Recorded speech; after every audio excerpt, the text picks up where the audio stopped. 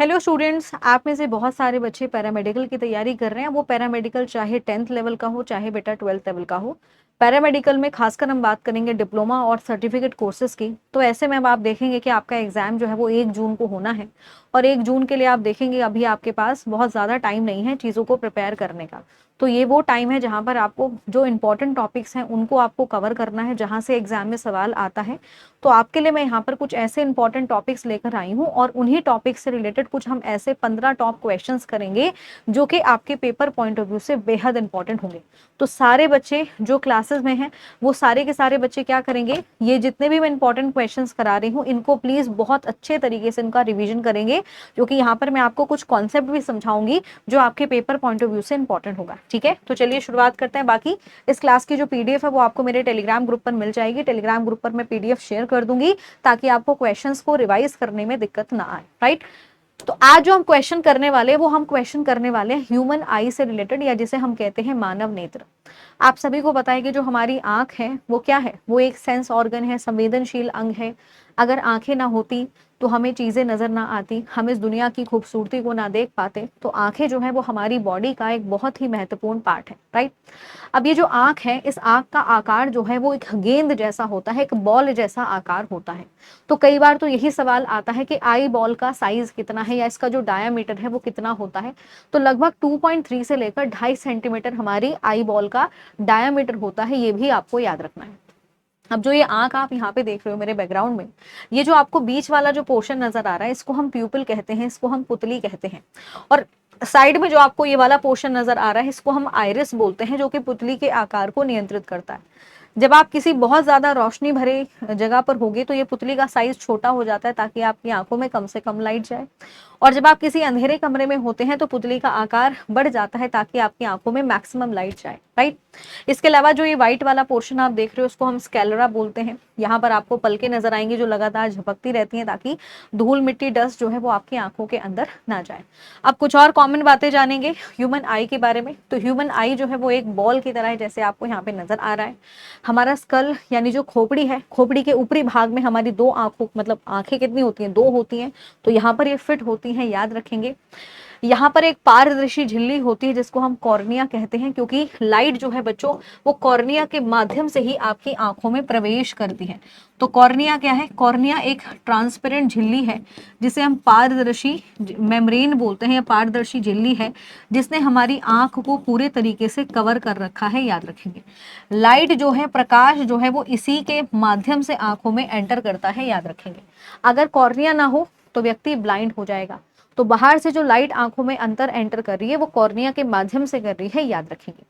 आंखें जिस नियम पर आधारित हैं, कई बार ये भी सवाल आता है, तो हमारी आंखें जो आधारित है वो रिफ्रैक्शन के नियम पर आधारित है, अपरावर्तन के नियम पर आधारित है, याद रखेंगे।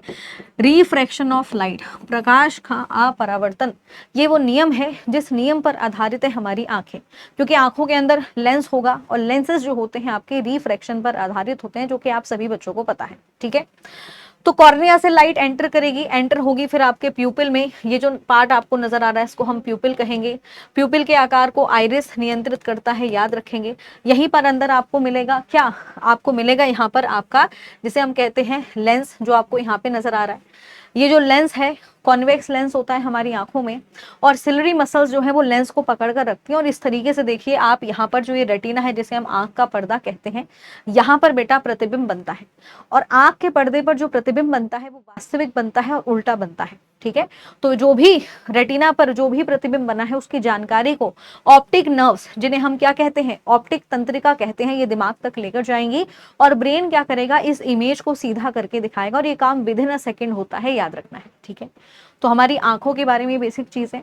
अब जरा क्वेश्चन कर लेते हैं, क्वेश्चन के पॉइंट ऑफ व्यू से समझेंगे किस तरह के सवाल आते हैं। जैसे सबसे पहला सवाल यही आएगा, मानव आंख की रेटिना द्वारा बनाई गई छवि कैसी होती है? यानी जो रेटिना है, जो हमारा आंख का पर्दा है, उसमें जो छवि बनती है वो कैसी बनेगी? तो ये बड़ा ही इंपॉर्टेंट सा क्वेश्चन है। तो यहाँ पे याद रखेंगे हमारी आंख में जो छवि बनेगी वो हमेशा वास्तविक बनेगी और उल्टी बनेगी, इन्वर्टेड बनेगी। और एक और लाइन याद रखेंगे, स्मॉल साइज की बनती है, छोटे आकार की बनती है। तो याद रखेंगे आकार कैसा होगा बेटा, छोटा आकार होगा। ये चीज आपको ध्यान में रखनी है, जो कि बेहद इंपॉर्टेंट है, आपको पता होना चाहिए। ठीक है, क्लियर? आगे बढ़ेंगे, अगला क्वेश्चन, जैसे अगला सवाल ये है कि मानव आंख की फोकल लंबाई में परिवर्तन किसके द्वारा होता है। देखो, आपकी जो लेंस है, लेंस के आकार को या लेंस को पतला कर देना, लेंस को चौड़ा कर देना, इससे ये इसी को हम बोलते हैं फोकल लंबाई को एडजस्ट करना। ये होता इसलिए है कि जब आप अपने से बड़ी चीज को देखोगे, जैसे कोई आप बड़ी सी बिल्डिंग को देख रहे हो, तो लेंस जो होता है वो पतला होना चाहिए, तो सिलरी मसल्स क्या करेंगे, उसको पतला कर देंगी खींचकर। जब आप पास रखी चीज को देख रहे हो तो लेंस को ब्रॉड कर देंगी। तो ये काम किसका है, सिलरी मसल्स का होता है, याद रखेंगे। ये जो सिलरी मांसपेशियां होती हैं बेटा, इन्हीं का काम होता है क्या करने का, इन्हीं का काम होता है लेंस को जो है बेसिकली क्या करना, लेंस को एडजस्ट करना, लेंस की फोकल लंबाई को एडजस्ट करना। आगे अगला क्वेश्चन, सामान्य दृष्टि वाले युवक वयस्क के लिए स्पष्ट दृष्टि की न्यूनतम दूरी कितनी होगी। आपकी आंखों के सामने वस्तु को कितनी दूर रखना चाहिए ताकि आपके रेटिना पर साफ और स्पष्ट इमेज बने। तो याद रखना है, ये होना चाहिए 25 सेंटीमीटर। कितना होना चाहिए, 25 सेंटीमीटर दूरी होनी चाहिए, न्यूनतम दूरी 25 सेंटीमीटर होनी चाहिए। और आंखें अगर हेल्दी हैं तो इनफाइनाइट, अनंत होनी चाहिए, फार मतलब दूर, जो अधिकतम दूरी होगी वो अनंत होनी चाहिए, इनफाइनाइट। और निकटतम दूरी जो होनी चाहिए वो 25 सेंटीमीटर होनी चाहिए, याद रखेंगे। आगे बढ़ेंगे, अगला क्वेश्चन है, मानव आंख के लिए दृष्टि की दृढ़ता, यानी जब आप कोई चीज देखते हो तो ऐसा नहीं होता कि उसकी जो छाप है वो आपकी रेटिना से एकदम हट जाए, क्योंकि रेटिना पर वास्तविक प्रतिबिंब बन रहा है। तो कितनी देर तक उस वस्तु की छाप आपकी आंखों पे बनी रहती है, इसी को हम बोलते हैं परसिस्टेंस ऑफ आई, इसी को परसिस्टेंस ऑफ विजन कहा जाता है। और ये कितनी देर के लिए होता है, तो याद रखेंगे 1 सेकंड का 1/16वां भाग, याद रखेंगे 1/16 second of a sound second, याद रखेंगे एक सेकंड का 1/16 भाग। अगला क्वेश्चन, मानव आंख की कार्य प्रणाली के लिए उत्तरदायी प्रकाश की घटना कौन सी जिम्मेदार है। तो मैंने अभी आपको बताया कि हमारी जो आंखें हैं वो रिफ्रैक्शन पर आधारित होती हैं, अपरावर्तन पर आधारित होती हैं, याद रखेंगे। अगला क्वेश्चन, निम्नलिखित में से कौन सा रंग कोहरे, धूल या धुएं से सबसे कम फैलता है। तो ये भी आप देखेंगे कि जो रंग कम फैलेगा वो आपका लाल रंग होता है। कारण क्या है, इसकी वेवलेंथ सबसे लंबी होती है, और वेवलेंथ लंबी होने के साथ साथ इसकी फ्रीक्वेंसी जो होती है वो शॉर्ट, मतलब फ्रीक्वेंसी लो होती है, इसी वजह से ये फैलता नहीं है। अगला क्वेश्चन, प्रिज्म से गुजारते समय जो रंगीन प्रकाश सबसे अधिक परावर्तित होता है वो कौन सा है। तो जो सबसे अधिक परावर्तित होता है वो आपका बैंगनी कलर होता है, वो आपका वॉयलेट कलर होता है, जो कि आप सभी लोग जानते हैं, राइट। इसके अलावा अगर हम बात करें, आंख में प्रवेश करने वाले प्रकाश की मात्रा नियंत्रित होती है। आपकी आंखों के अंदर कितना प्रवेश, आंखों में कितना प्रकाश जाना चाहिए, तो इस मात्रा को कौन नियंत्रित करेगा, इसको कौन नियंत्रित करेगा, सिलरी मसल्स करेंगी, कॉर्निया करेगा, प्यूपिल करेगा, या फिर आपका आइरिस करेगा, बताइए। तो इस सवाल के जवाब की अगर मैं बात करूं तो यहाँ पर आंसर होगा आइरिस। आइरिस जो होता है यही आपकी आंख का कलरफुल पार्ट होता है, याद रखेंगे, यही आपका आंख का रंगीन भाग है, ध्यान रखना है। और इसी का काम होता है पुतली के आकार को नियंत्रित करना, ठीक है। बाकी स्टूडेंट्स, यहाँ पे अगली चीज, आंख का वह भाग जो बाहरी वस्तुओं से आंख में प्रवेश करने वाले प्रकाश को अपरावर्तित करता है।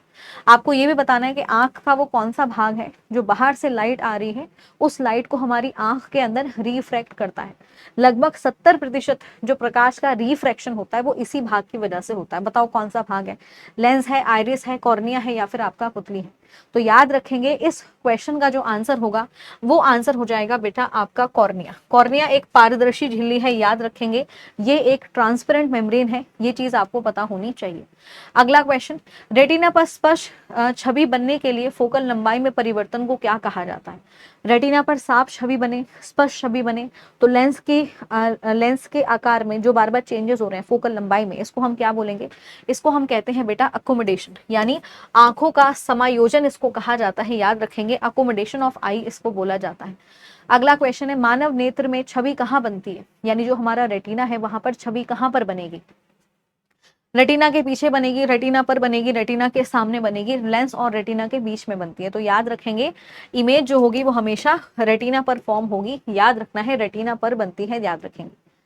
अब यहाँ पर दो तरह की कोशिकाएं होती है रेटिना पर, वो भी याद रखना है। एक होती है बेटा रॉड सेल्स और दूसरी होती है जिनको हम कहते हैं कोन सेल्स, या जिनको शंकु कोशिका कहा जाता है, ठीक है। रॉड सेल्स जो होते हैं, छड़ कोशिकाएं जो होती है, ये डिम लाइट में आपको देखने में हेल्प करेंगी, और अगर छड़ कोशिकाएं प्रभावित हो जाएं तो व्यक्ति को नाइट ब्लाइंडनेस हो जाता है, रतौंगी हो जाता है, ये भी आपको याद रखना है।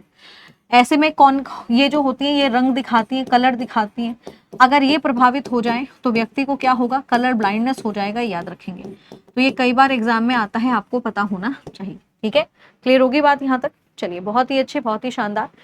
तो स्टूडेंट्स, ये इंपॉर्टेंट चीज़ें, ये इंपॉर्टेंट क्वेश्चंस थे जो आपके पेपर पॉइंट ऑफ व्यू से बहुत ज़रूरी है, तो इनको अच्छे तरीके से आप लोग याद कर लीजिएगा, रिवाइज कर लीजिएगा। अब आप लोग मुझे बताएंगे कि वो कौन से ऐसे 3 दृष्टि दोष हैं जो कई बार एग्जाम में पूछे जाते हैं। एक है आपका मायोपिया, बाकी के 2 आप लोग मुझे कमेंट बॉक्स में कमेंट करके बताएंगे, और आप लोग मुझे ये भी बताओगे कि उनको ठीक करने के लिए हम किस प्रकार के लेंसेज का इस्तेमाल करते हैं। ठीक है, तो मिलते हैं आपसे अगले सेशन में, जहां पर हम ऐसे इंपॉर्टेंट टॉपिक को डिस्कस करेंगे जो आपके पेपर पॉइंट ऑफ व्यू से इंपॉर्टेंट है। ठीक है, bye bye and take care.